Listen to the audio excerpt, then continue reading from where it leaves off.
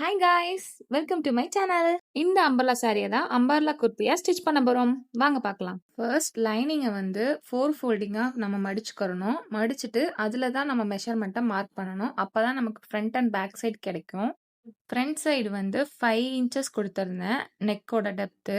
நடுவில் 1 இன்ச்சஸ்க்கு கிராஸாக நம்ம ஒரு லைன் போட்டுக்கணும். நடுவில் ஒரு கர்வ் மாதிரி வரும் நமக்கு. Arm hole height 7 inches.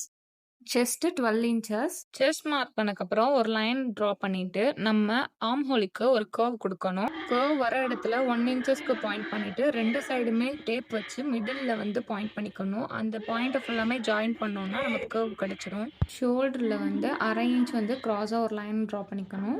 Back சைடுக்கு நம்ம நெக் ட்ரா பண்ணணும். ஸோ எனக்கு வந்து 8.5 இன்ச் வருது. ஸோ நான் கொஞ்சம் டீப்பாக கொடுத்துருக்கேன். பேக் நெக்குக்கும் நம்ம கர்வ் ட்ரா பண்ணிக்கிறணும். நெக்ஸ்ட் நம்ம மார்க் பண்ணதை கட் பண்ணி எடுத்துக்கணும். 4 ஃபோல்டிங் போட்டிருக்கனால ஃப்ரண்ட்டுக்கும் பேக்குக்கும் தனித்தனியாக எடுத்துக்கிறணும். ஆர்ம் ஹோல் கிட்ட சுருக்கம் விழுகாமல் இருக்கிறதுக்கு லைட்டாக குடஞ்சி வெட்டிக்கிறணும். குழப்பிடக்கூடாதுன்னு நான் ஃப்ரண்ட்டு பேக்குன்னு சொல்லி மென்ஷன் பண்ணிக்கிட்டேன்.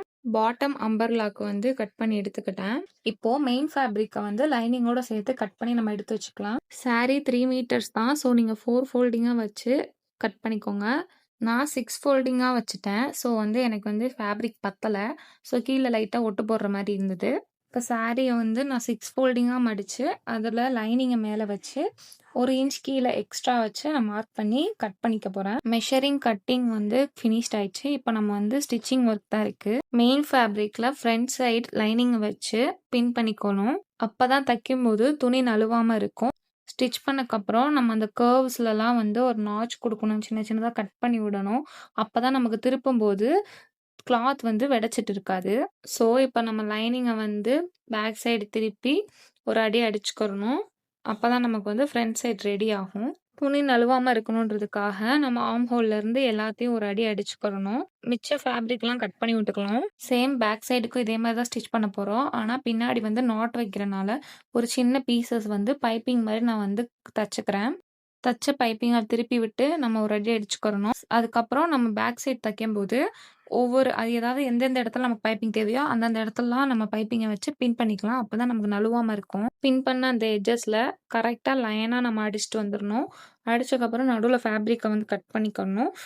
எப்பயும் போல் அந்த கர்வுக்கு வந்து நம்ம நாச்சஸ் கொடுக்கணும். அப்போ தான் நமக்கு வந்து பர்ஃபெக்டாக வரும், தூக்கிட்டு வராது. லைனிங்கை கெட்ட பக்கம் திருப்பி விட்டுட்டு மேலாப்பில் ஒரு அடி அடிச்சிடணும். அப்போ தான் வந்து தையல் பிரியாமல் இருக்கும். அதுக்கப்புறம் ஃப்ரண்ட் நெக் மாதிரியே லைனிங்கோட மெயின் ஃபேப்ரிக்கை சேர்த்து ஒரு அடி அடிச்சிடணும். ஃப்ரண்ட் அண்ட் பேக் சைடை ரெண்டையும் ஜாயின் பண்ணுறோம். 1/2 இன்ச்சுக்கு நம்ம ஜாயின் பண்ணணும். தென் ஸ்லீவுக்கு நான் ப்ளவுஸோட துணி தான் எடுத்திருந்தேன். ஸ்லீவுக்கு நான் லைனிங் கொடுக்கல. இப்போ டாப்போட ஸ்லீவை ஜாயின் பண்ணணும். லைனிங்கோட மெயின் ஃபேப்ரிக்கை வச்சுட்டு அதோட ஸ்டிச் பண்ணிடணும். பாட்டம் ஸ்லீவ்ல இருந்து பாட்டம் வரைக்கும் சைடு ஜாயின் பண்ணிடணும். அம்பர்லா மாதிரி வரதுக்கு கீழே உருட்டி அடிச்சுக்கணும். பேக் சைடு நாட்டுக்கு நான் வந்து ஒரு பைப்பிங் மாதிரி ரெடி பண்ணிக்கிட்டேன். ஸோ அதை வந்து 6 ஜாக்காக வந்து நான் மாட்டிக்கிட்டேன். இப்போ இதோட அவுட்லுக் எப்படி இருக்குன்னு பார்க்கலாம். இந்த வீடியோ பிடிச்சிருந்துச்சுன்னா மறக்காமல் சப்ஸ்கிரைப் பண்ணிட்டு லைக் பண்ணிட்டு கமெண்ட் பண்ணுங்கள். தேங்க்ஸ் ஃபார் வாட்சிங்.